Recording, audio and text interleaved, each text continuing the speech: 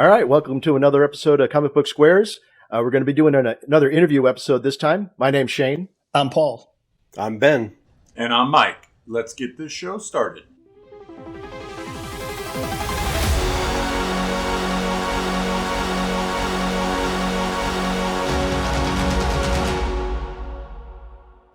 All right. Well, Ralph, thanks so much for coming on. If you could do us a favor and just kind of introduce yourself and tell us a little bit about who you are. I'm Ralph Tedesco, and that's all you guys need to know. No, I'm just kidding. I'm from, that's all you need to know. I'm from Zenescope Entertainment, co-founder of Zenescope, and also, I guess my title right now is head of media development, something like that. Yeah. It keeps changing, but co-founder, creator, writer, et cetera, et cetera.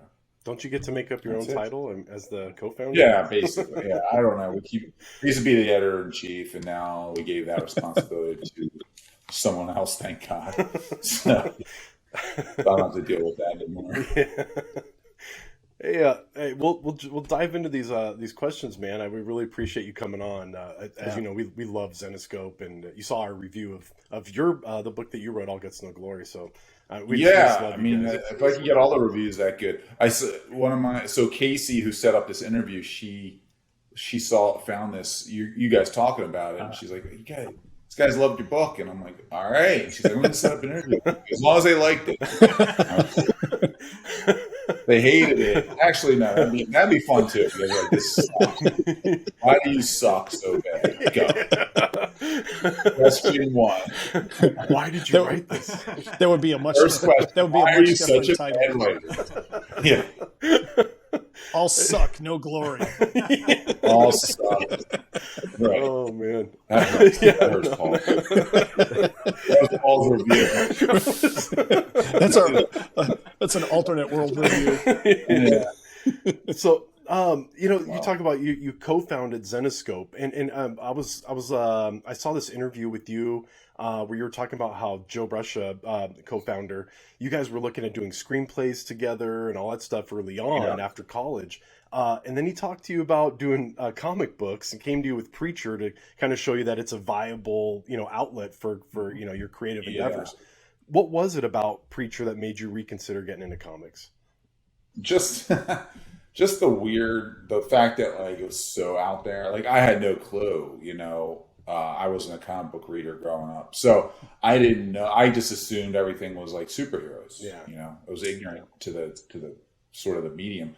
And then reading Preacher, I was just like so out there and so over the top and crazy, and I was just like, oh wow, like you can. I'll never write something like this, but I'll never be this good. And it was just whose mind works like this.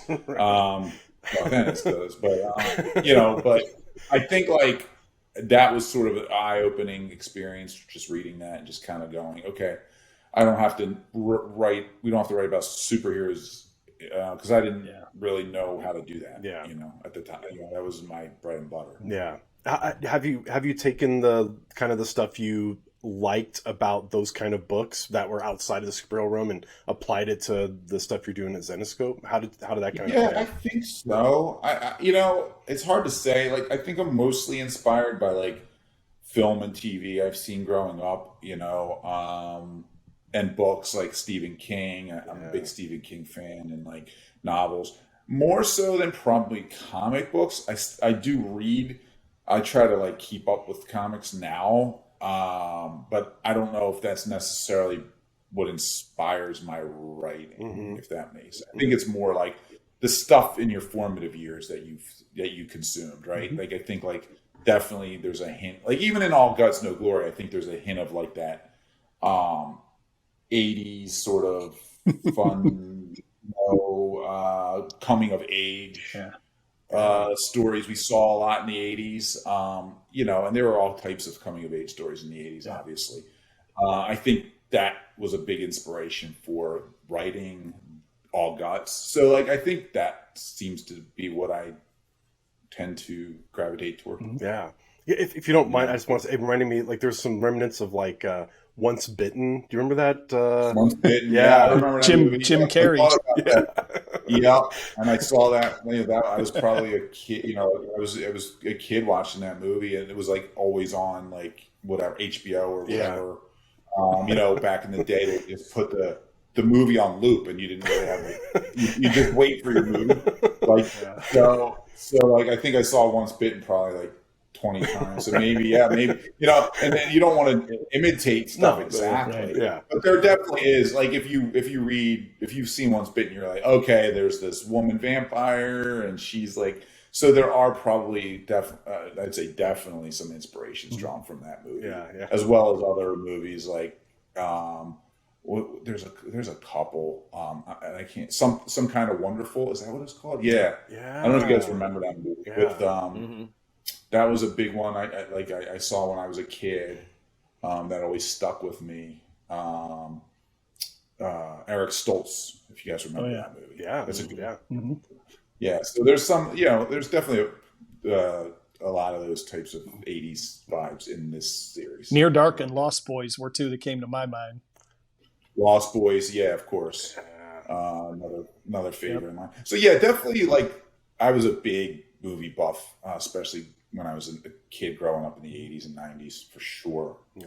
Yeah. Well, again, thanks for coming on, Ralph. It's awesome to have you. And so with the All Guts, No Glory, kind of looping around back to that fantastic series. And within that, that's part of what I'm interpreting as kind of a larger piece of the Monster Hunter kind of universe that you're building at Zenescope. So can you tell us, so I kind of have a two-part question. One, can you just tell us a little bit about that universe? And then I saw something about the Monster Hunter Survival Guide, and just didn't know if that's going to be your vessel to kind of tie together this universe. It sort of is, yeah. So Monster Hunter Survival Guide was Joe's idea back, I guess we first published it maybe 10 years ago, which is really not, it's more of an illustrated novel than it is a graphic novel. So it reads as a how-to guide on how to capture and kill all types of monsters. And it's very tongue-in-cheek. And it's sort of as if Ron Swanson from Parks and Rec wrote a book on how to kill monsters. And it's just supposed to be fun. Right? And, from that book, we did like a Monster Hunter Survival Guide comic, one-shot comics. And then Joe pitched during our story conference about 2 years ago. Joe's obsessed with cryptids. Like, he's like really into his cryptids. And he's like, do you guys want to work on something I was thinking of called Man, Goat, and the Bunny Man? I was like, well, do I want to work on that? Yeah, I want to work on that. Like, what the I don't know if I can curse. Like, what the hell are you talking about? So he's like, yeah, like a man goat and then a bunny man, and they're best friends. And I'm because like, of course okay. they would. Yeah, because of course. And then it was like sort of this buddy comedy concept where they fight, evil, and and they're not accepted by society themselves, but they protect humanity in a lot of ways. And they're both completely different, and they're from one another. And the dynamic is very much like a little bit the other guys meets, maybe Evil Dead meets like four other things. And we literally had so much fun cracking that story that night. Like, we spent like 3 or 4 hours. Man. Joe was like writing it while we were brainstorming. I mean, we were like doing stupid things. Like, I'm like, okay, what if one of the hunters are hunting these guys? Like, the only way he tracks is if he picks up the bunny man's poop pellets and eats them to find out, like, he knows what direction, like, how long ago they were there. Oh, man. And, like, we were just like, yeah, put it in. So that was, like, sort of this foray. Because in that series, like, they're being hunted by monster hunters themselves. Because the man goat, Phil, is a womanizer, and he sleeps with one of the monster hunters' wives. So, like, they're after. He's got his own agenda why he's hunting down the mango. But they're uncovering sort of this bigger thing where it's this cult who's murdering people, and so that was sort of like the first project of like, oh, we can fit this under like sort of this Monster Hunters universe we're starting to build out, and then All Guts No Glory kind of was just a extension of that in that world, and more Monster Hunter stuff, like where Monster Hunters aren't generally like both those titles. The Monster Hunters aren't the main focus, but they're in the comic. They're in, like if you read All Guts, it's not at first you might think, oh, this is a Monster Hunter book. The first couple pages, they're literally Monster Hunters killing zombies, and then we flip it on its ear, and it's totally not what you think it is. And that's sort of the fun of this universe. Like we want to play with other parts of it, and not everything's like, oh, let's watch a Monster Hunter hunt a vampire this week. Like that's, to me, that's not interesting. After that was exactly our review too. We talked about that. The first couple of pages seemed, like it was just going to be a routine story, and then it flipped. So when I talked to these guys about it and they read it, they loved it, which I was glad of. But that's what it made me think of. I mean, the twists. It was awesome. I mean, down to the old, clothespin, costume made me think of Karate Kid for some reason. Just he's a shower running through the high school. Just. Right. Well, that's probably inspired by prevention. Who knows? And that was funny because the paperclip costume was this was all broken in a story conference. So we do like a few story conferences a year. And the original pitch for this was not that. Like I kind of pitched a loose version of, and I can't remember what the original idea was. It was close, but it wasn't this. And I was like, oh, I want to do this thing where it's like, and it was sort of in the realm of like a monster, like a cleaner or some kind of cleaner, but it didn't have any of these elements ready. I was just like bouncing it off of Joe, Dave, and Dave, our editor-in-chief, our publisher, and Joe, obviously my business partner. He's the acting CEO of the company. But we all write, all four of us write, and we all take turns like, okay, this is your turn to write this, or this turn, you write this. So bouncing the ideas with them and just creating sort of a writer's room element makes it like the paperclip costume. I don't even know what that thing is. I was like, yes, I wear some ridiculous costume, like the most ridiculous costume I could think of. And I think I don't know if it was me or Dave was like, yeah, paperclip. And they're like, talking about the little Microsoft guy in the corner, with the eyeballs. And it's like a job fair, because I was like, it's a job fair. The guidance counselor wants him to dress up. He's already kind of picked on. Now he's got to wear something humiliating. What would you wear at a job fair, man? Paperclip. And he's like that. And he goes, and I think in the book, he's like, oh, I couldn't get Stevie the stapler. like as if it would have been cooler to wear a stapler costume like that. He's like, oh, we couldn't afford Stevie the stapler. I know it's not cool, but like that's sort of like the ridiculous, like how out of touch the guidance counselor was. You had no idea that question was coming out. No, I didn't. But what's funny is, like the guidance counselor was supposed to be sort of like, I remember sending in references of Sean Astin from Stranger Things. I wanted him to feel like that role, like that, like kind of naive, goofy, guy. And he didn't draw him exactly like that, but like the concept of that character was, if you guys watch Stranger Things, was Sean Astin in that season. Very cool. That's awesome. Just super out of touch, like thinking like this would be really cool. So Ralph, as we were talking about this, some of the early, versions of the story you were talking about, the first thing that I was gonna yell out was, sounds like a Sam Raimi, adaptation all over it. So kind of following with that, I know the Monster Hunter Survival Guide was at one point, kind of maybe tied to a production, Simon Kinberg or Dwayne Johnson. Is a film adaptation still being planned, or is that still in kind of in the early phase, or what can you tell us about that, if anything? It's in like its fifth iteration, I should say. Sure. It was originally at Fox with Dwayne Johnson and Simon Kinberg. The original pitch was, when we met with Dwayne, he wanted to do a version of, now if you read the book, there's not really a narrative to the book. It's a how-to guide and it's Right. tongue in cheek. So the adaptation of this was going to be like Dwayne. So the author of the book, we used to do like a fake book tour. So my buddy played the writer, and you would come to Comic-Con with us and sign it, even though he didn't do it in the book. And you would play J.P. Ross as the monster hunter, and he would just wear this like ridiculous outfit and pretend he wrote the book. And so the concept of the movie would have been Dwayne Johnson. There's a government plane carrying a bunch of monsters. You're gonna want to see this movie. A bunch of monsters being carried by a government like plane, unbeknownst to the public. All these monsters are sedated and subdued.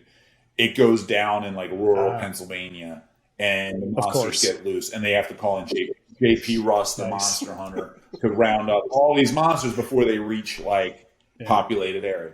And that was the general. It was supposed to be summer blockbuster popcorn flick, and we were all like, Dwayne's. It was amazing. You talk to Dwayne. He has this idea. You're all for it. You're all on the same page. Then I won't go too far into it, but the writer they had on board didn't nail it, and it took him a long time to really get it back, get the first draft back. And by then, Dwayne was like, I think he read it and was just like, this isn't what I wanted, and he kind of moved. When you get an actor like that level, they have so many projects on their plate. Yeah, so they're not going to wait around. They're going to jump to the next thing and the next thing. And by the time you lose Dwayne, and you're just like, all right, when am I going to get him again? 2030? Yeah. Like, you've got everything lined up for the next 5 years. Yeah. So that fell apart, which sucks. And then we repurposed it for television and sold it at the time we sold it to YouTube. And literally 3 months later, YouTube stopped doing scripted. And it just died on the vine. Hulu was going to buy it, but Hulu was redoing Buffy at the time. They were talking about doing Buffy the Vampire Slayer, and our pitch that the showrunner developed for the adaptation of the comic was a little closer to like almost a male version of Buffy. And they just thought like it was too close. And then that died. So now we're redeveloping it again with another company. So hopefully someday Netflix or Amazon. I mean, they seem to scoop everything up now. Amazon. I mean, who knows? We hope. That'd be great. Yeah. Dwayne's doing a little indie thing. I don't know if you saw it, called Black Adam. So. Oh yeah, I heard of it. I don't know. I don't know if he's had any success since not doing our movie. But, I hope he can. I hope he can. I think he did Rampage. So he went and did Rampage, which I think was his monster movie. That he really like. That's what he wanted to do, a monster movie, and I think Rampage. Not that I don't know if Rampage did well. And then Jumanji. Jumanji. So yeah, unfortunately, we'll never get the version that I think most people would want to see, which is the plane crash and chasing monsters down. But what are you gonna do? So you've said that All Guts, No Glory is part of Zenescope's move into more comedy type material. Can you tell me what else is in the works in that regard? Yeah, well, we did a comic called Possessive recently, and that actually came out before All Guts, No Glory, but not too long before. So Adam Goldberg, I don't know if you guys have ever watched the Goldbergs. Series. Mm-hmm. He created that. He's from our hometown. Really? That's awesome. He's from. We grew up in that. My business partner actually grew up in the same neighborhood, so that's cool. Everything in that area happens. My business partner grew up there, and I grew up like a few towns over. But so we had met Adam through a comic book writer named Hans Rodionoff, who's written a bunch of stuff, and he's written for Dark Horse. He's written for us. And Hans is Adam's like writing partner, and so he's like, "Oh, Adam wants to meet you guys. He's a fan." And we're like, "Oh, cool. I'm a fan of Goldbergs." So like we met him, and they pitched us a series about a dude who's like going through a divorce or separation, and he's basically a loser. His wife's like, "I'm done with this guy." He's like pretty much an alcoholic, but like also just a general loser. And he buys this old house.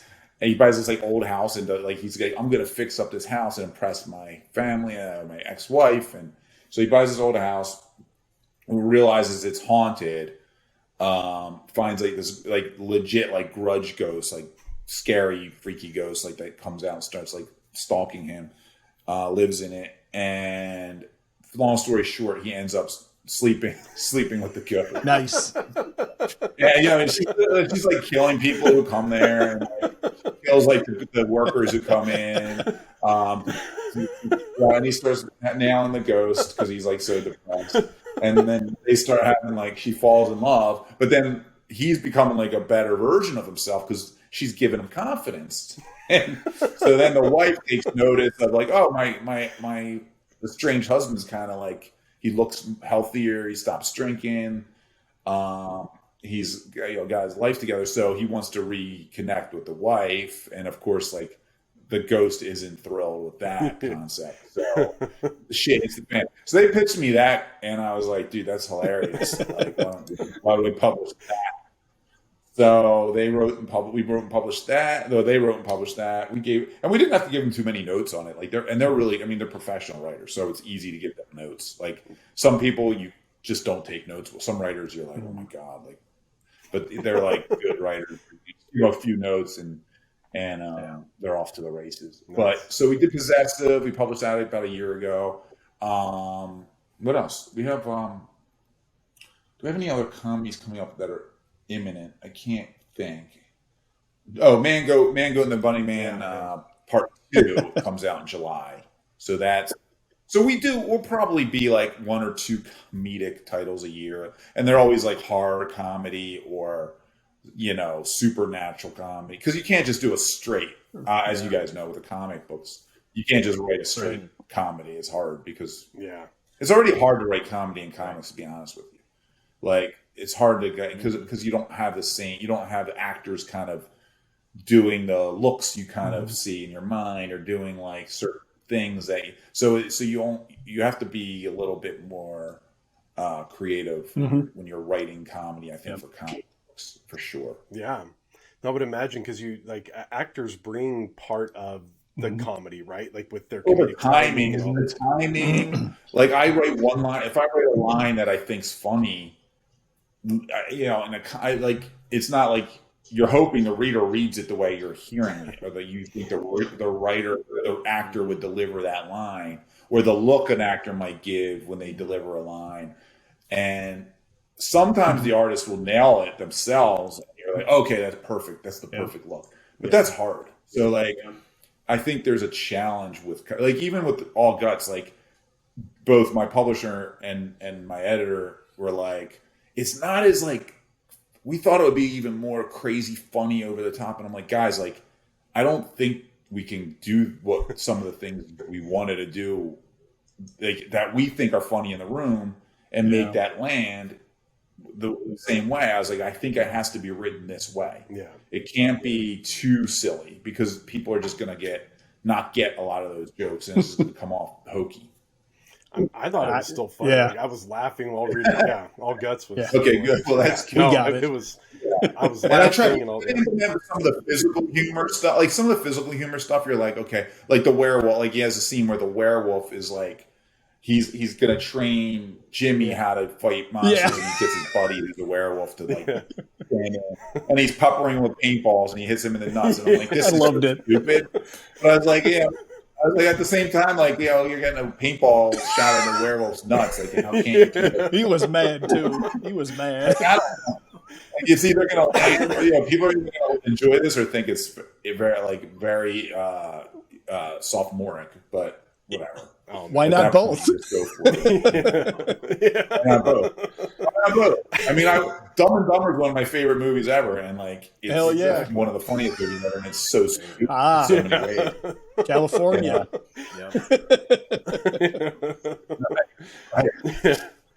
So, speaking of like doing different stuff, right, within Zenescope, in another, I saw in another interview that you said that, you know, and I'm just using your quote from this. Zenescope has a reputation of only doing fairy tale reinventions or only doing cheesecake covers. But I mean, as we all know, that's as we know, as readers of Zenescope, that's only a part of what you do. I know we've just been talking about it, right? Comedy and the Monster Hunter universe, and you got all these other things. So, do you see you guys though moving away from that stuff completely as a company, or just it's like expanding a little more on some of the other stuff you're doing? No, I don't think we're gonna ever move away from it completely. We're never gonna go we're never gonna be a company people think we are, like where I've seen offshoots or like imitators go all, like real over the top, like and do super like almost porn covers. And they go the other way. But then if you go on Twitter, it's literally like, oh, it must be Zenescope. And I'm like, why are we there? Like, what do we do? Yeah. Like wait, I just we'll do some topless covers. That's about as hardcore as it gets for us. And the interiors are never going to be like that at all. Like we just don't. The interiors are just regular comic books, right? Yeah. But we also have like the sort of like that reputation, which is a good and a bad thing. I think like the fact that people are talking about us and always like comparing everything to Zenescope is probably cool, because it's like, okay, these people know who we are. The bad is, of course, I see some really bad covers that are like horny and weird, with like women with like size Q boobs and they're like showing vagina, and you're like, that's what Zenescope's doing now? Like what? It's annoying. I had a well-known publisher, I won't say who the publisher is, or a top publisher, call me and was like pitching me his buddy's porn comic, and he's like, I can't publish this because my company's like, you guys should publish this. And I'm like, no, I shouldn't, dude. And I was so mad at him. Yeah. Because I was kind of like, dude, like, go away. You're not, like, it was so annoying. Yeah. And but at the same time, to answer your question, like, I think in hindsight, we probably would have maybe done a separate brand potentially. Like, I would have had Zenescope, and then maybe like if you guys know, was it Avatar Press? Yeah. And then they have Boundless Comics, right? So they have Boundless, which is like really hardcore. And then they have Avatar, which does Garth Ennis books. They do a bunch of, I think they do Alan Moore too, right? So they have like these highbrow writers, and then they have Boundless, which is like a separate brand that sells really well for them. And they're like, if you read their books, it's like, it's softcore porn. But that's smart. They did a separate brand. We didn't do that. Now we didn't think we needed to at the time, because we were just a small publisher trying to get noticed. And, of course, the sexy covers are still the ones that are always going to sell better. And if you're trying to, we don't have the luxury. We never took on any like investment capital. We were strictly two guys who just started publishing. And we've been that way for going on 17 years. We've never taken money in, like a lot of other small publishers are, taking, they're funded by bigger conglomerates. We just didn't have that luxury. So it was like, how we sell more comics, you have to do some sexy covers. So it's a part of what we do, but at the same time, if people know us, they know it's not all we do. It's just like, hey, if you like that cover, cool, buy it. If you don't want to buy that cover, we have other covers. So we do like 3 or 4 covers for each issue. So we'll do like an action cover. We'll do a regular, which you could call just a regular normal cover, and then we have like our C. Usually it's the C covers, like the pinup cover, and then we do variants, and then do limited edition variants. So if you Google Zenescope, you'll see all the limited edition variants are what pops up, and that's all the sexy ones. But unfortunately, those are the ones that are always going to be featured when you look up Zenescope. And if you don't read us, you're naturally going to go, oh, Zenescope, they're just like the Playboy of comics or whatever. Which, it's almost like the Cinemax dealt with for years. Everybody called them Skinemax. Then they start putting on some good quality TV, and it was like, okay, That's sort of what we're hoping for. We're hoping people like read our books Right. and go, okay, they're actually publishing some cool stuff. Well, that's the thing. They're not just publishing. Once you crack it open, I mean, like they're Mhm. awesome, like stories with action and adventure, and like. And what's cool is too, and I don't know if people realize this. I mean, strong female characters too. So even though they're in this pin-up cover or whatever, they're still like kicking ass in the book, and they're not like taking off their clothes or anything. So it's No, right, and that's the hard part. It's like I think it's like the Twitter. You know how it is, Twitter world too, and then Twitter is always going to take things to the far, too far one way or too far the other way. And everybody, the far left people are going to, say one thing, and the far right people are going to do their other thing. But like to me, it's like I get part of the idea of like, oh, well, you're doing female leads, and you're two dudes who, and you must be just exploiting women, and we've gotten that before. And I'm like, well, we're not exploiting. First of all, they're fake characters. Don't get too wrapped up in fictional characters. We're not exploiting anybody. We're not. There's no human and being harmed in this comic book world. And we, what's funny is that the industry has evolved since we started, and there are so many more. When we first started, it was hard to find female writers. It just wasn't that many females in this industry. Now there are. It's like really becoming a lot, like just influx of female. So we're trying to bring on more female writers all the time because we do have so many female characters. So it does make sense to have women writing those characters. Yeah. I think, any gender can write any gender. That's my personal belief. Yeah. But at the same time, you don't want to have a bunch of just dudes writing all your books that have mainly female leads. Like, you don't want that. You want to have some balance, right? So, so we do try, and we have a ton of more female artists. Again, this industry's evolved a lot in the last. We're going on 17 years in June, and we've seen a big shift in how things are done now as they opposed to 2005. Very cool. When we started. Man, that's great. 17 years, man. That's awesome. Yeah, it is weird. I got old quick. I don't know what happened. Started this in my 20s, young man in my 20s, and now I'm just old. No, that it's everyone else is getting old around you. You're not getting any older. So So what happened to you guys? I don't know how you guys. That's awesome. As far as the comic variants and all that, I think that's a fantastic idea. Again, like you said, you cast a wide net. Some people are into certain types of covers and certain variants and things like that, but you offer something for everybody, which is fantastic. Yeah. So that's what we try to do. You can't please every. You're always going to have the haters. I know that. Like, and it took a while for me to be like, I saw something on Twitter the other day where somebody blasted us, and some guy goes like, I don't care how good the stories people tell me the stories are. I can't imagine you don't buy those comics just to pleasure yourself. And then some other guy's like, my friend used to work for them, and they said they're the worst people on the planet. So, and it was just like, what? What just happened? But then you at some point you just start to roll with it. All right.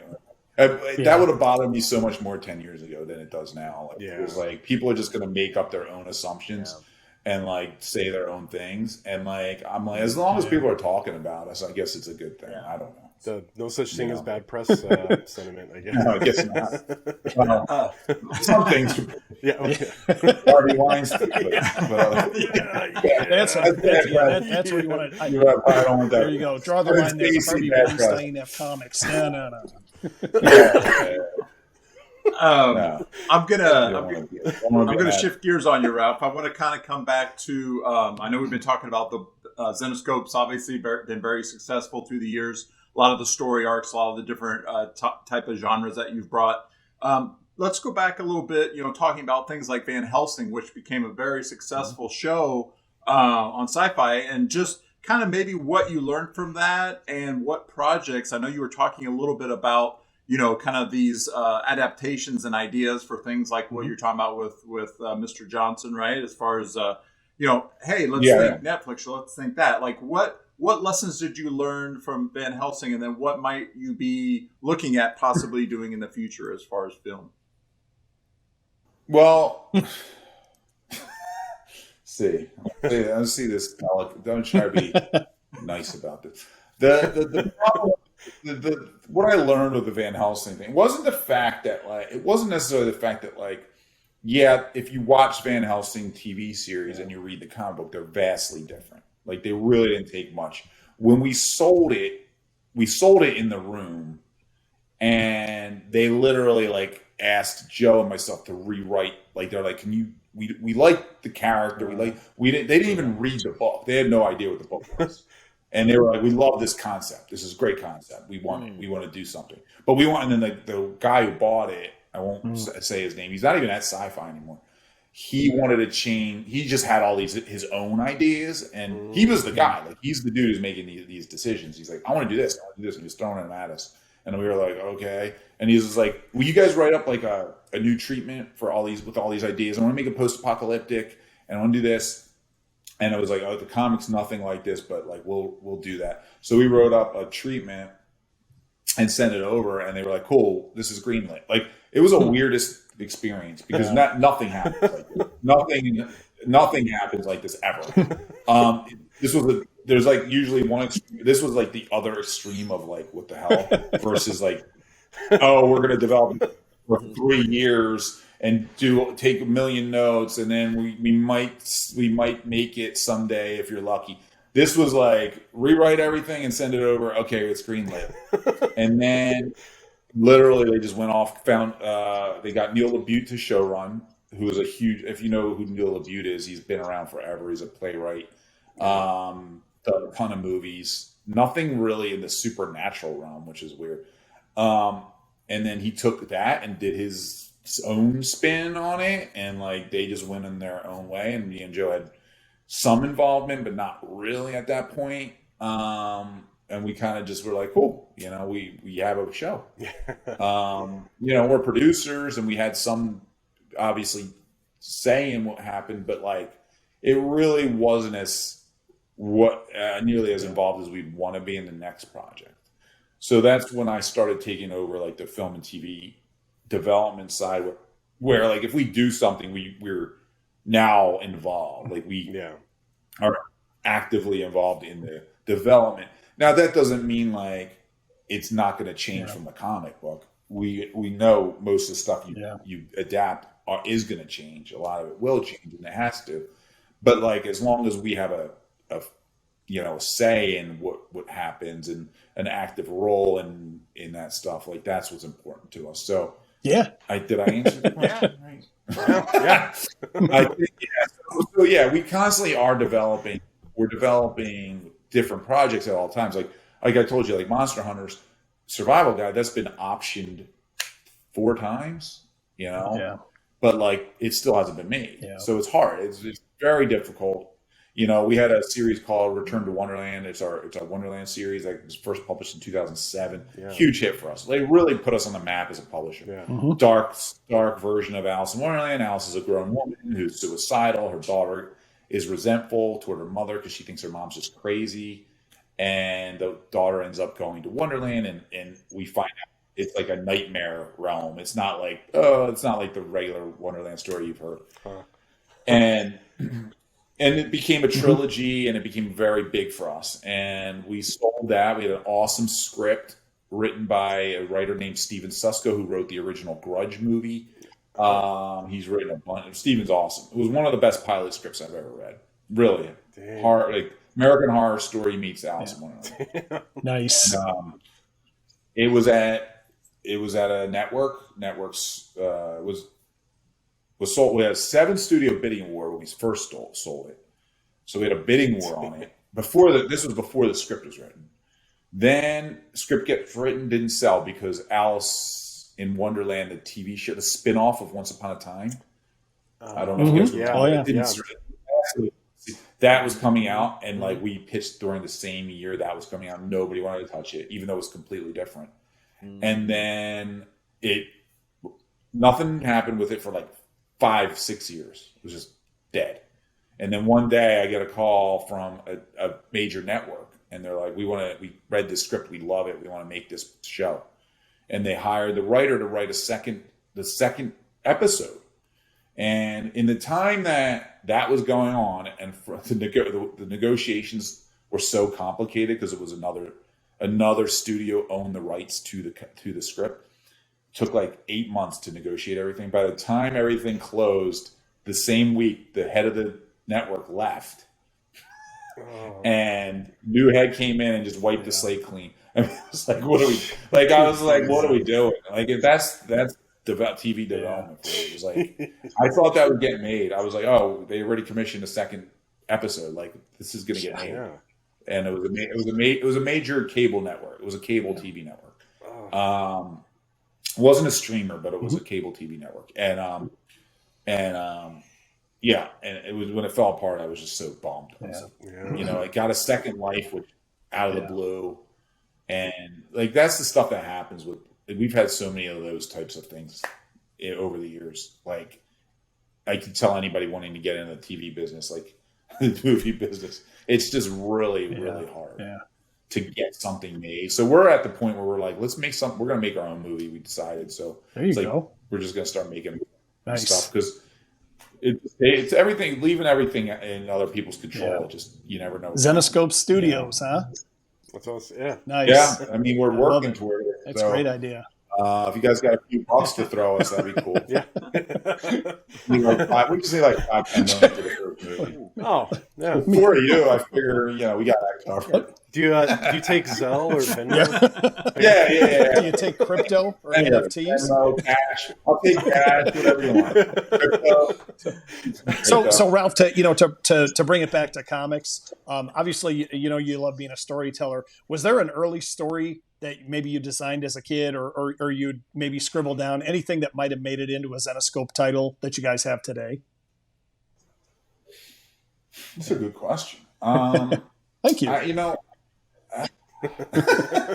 First good question. Took 45 minutes. We were trying to. Shane was in the back directing. He was, draw it out. This is me and my business partner all day. We just literally rip each other as much as possible. That's how you toughen up. Yeah, it's just all like when we do with our friends, like growing up in Philly. Like, it's like, who can make fun of who the most? You never wanted to be the one who was getting blasted for something. Turn it around. And you'd have to like figure out how to turn around or get it off you, or you just have to laugh for like 3 hours. Like, if God forbid you wore like the wrong shoes. Try out a new wardrobe. You're like, I'm going to try out my new shirt. My one buddy had like a button down, snap button down, and we found out it was snaps. Oh no!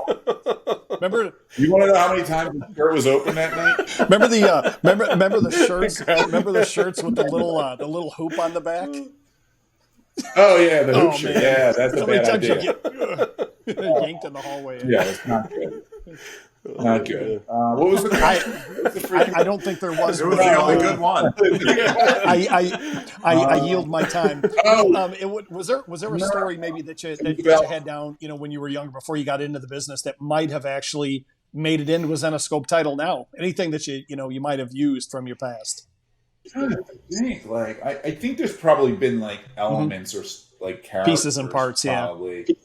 Yeah, Joe. I know Joe. Like, Joe did that with our Neverland series. So when we published Neverland, he had written a script, a screenplay. Oh, okay. It was like a first or second draft level screenplay about. It was the same thing. So he took the screenplay he'd written like 10 years prior, and we repurposed that as the graphic novel, or the comic book series that's now a graphic novel, which is like a dark twist on Peter Pan. In that version, Pan is a vampire type being that steals the souls of children, and he basically uses children's life force to stay young. And then Hook is the good guy. So Hook's like this homeless dude who's living in Panhandler in New York, and he hears about these two kids in this high rise he kind of begs out front of that go missing. And he's like, oh wait, and he's the only kid who ever got out of Neverland.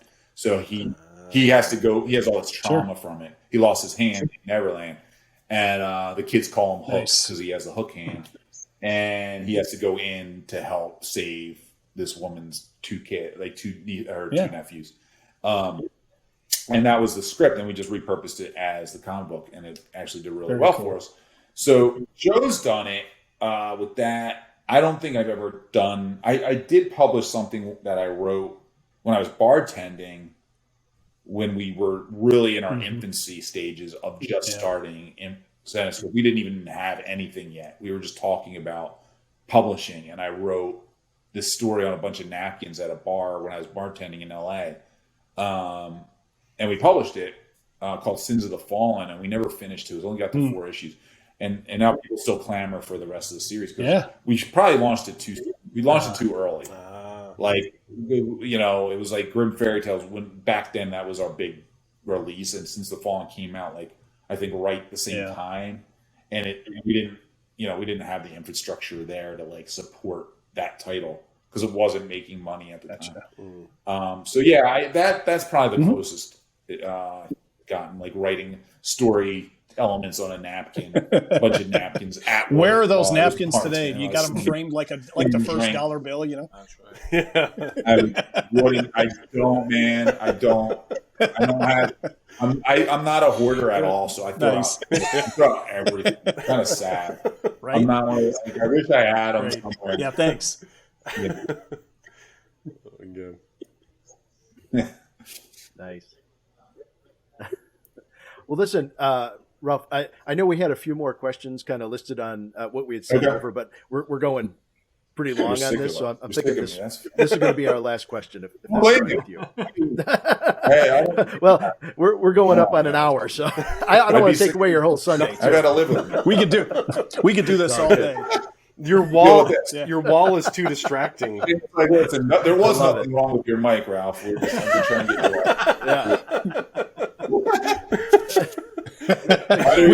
off. Ralph, actually, we'd love to do, visit back with you at some point if if you've got another new kind of a project that you're looking at that, you think, you'd like to, amplify a little bit with us. We'd love to do it. Yeah. I'll wear headphones, and we'll definitely do it. I'll get I was going to say Joe. I might get Joe on, so he's not as funny as me. Well, you need a straight man. That would be awesome. We'd love to have him on. He won't be that'd be great. That'd be great. He'll be fine. You guys won't be enjoy it as much. Yeah. No, Joe should come on, and because he's got he's got some stuff. Awesome. He's always. I mean, Joe writes so much. Yeah, get the recluse out there. Cool to have him on, I'm sure. Yeah. He doesn't love the interviews, but he knows he has to do them. Sometimes he's just like, all right, I'll do them. I'll do my Nice. This is the way it goes. All right. So if somebody wanted to get started reading Zenescope titles, what would be the first one you recommend picking up? I'm going to answer this in several parts. So, I don't know. Like, I think if you. I mean, Grimm Fairy Tales is the original title, but like otherwise, Grimm Fairy Tales. If you want to read like the Grimm universe stuff, because we have the huge, expansive, shared Grimm universe, you can pick. You just start with Grimm Fairy Tales, like Legacy. There's the original, and then we relaunched Legacy years later, or Van Helsing or Rama. Yeah. Those are our like go-tos. Awesome. For everybody. Honestly, like can't really go wrong there. I think that's your best bet because those are our most popular. Excellent stuff. All good. Yeah. Short and sweet for you, Shane. Happy birthday. All right. Thank you. Thank you, man. I appreciate it. 20. Wrap it up in a bow. Yeah. Yeah. Yeah, man. All right. Yeah. Man. Well, thanks so much. I appreciate you coming on. It was fantastic. I really appreciate you guys having me. You guys are great. So that was another great episode. Thanks again for tuning in. Please hit that like, subscribe, and notification bell so we can keep bringing you content like this. And we'll see you on the next one.